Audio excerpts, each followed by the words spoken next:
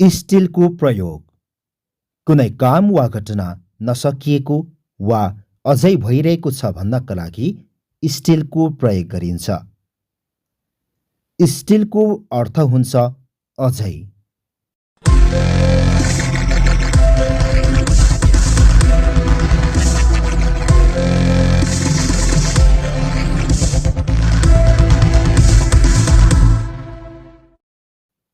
जस्तै ऊ अझै काममा छ। He is still at work.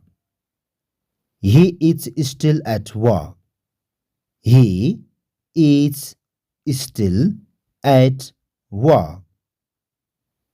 मलाई अझै भोक लागेको छ। I am still hungry. I am still hungry. I am still hungry. उनीहरू अझै प्रेममा छन्। They are still in love. They are still in love. They are still in love. उनले अझै मलाई माया गर्छिन्। She still loves me. She still loves me. She still loves me.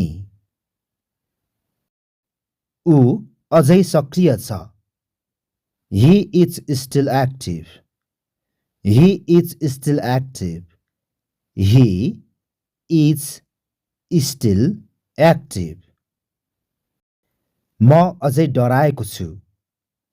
I am still scared. I am still scared. I am still scared. हामी अझै अफिसमा छौं।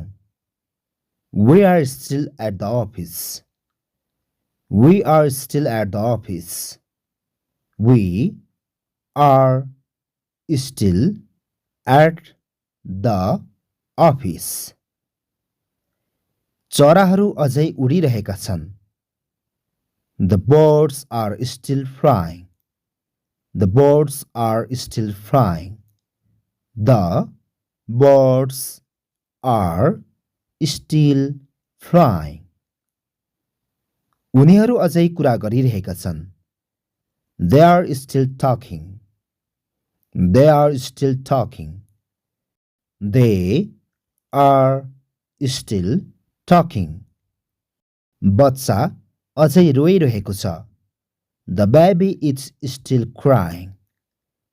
The baby is still crying. The baby is still crying.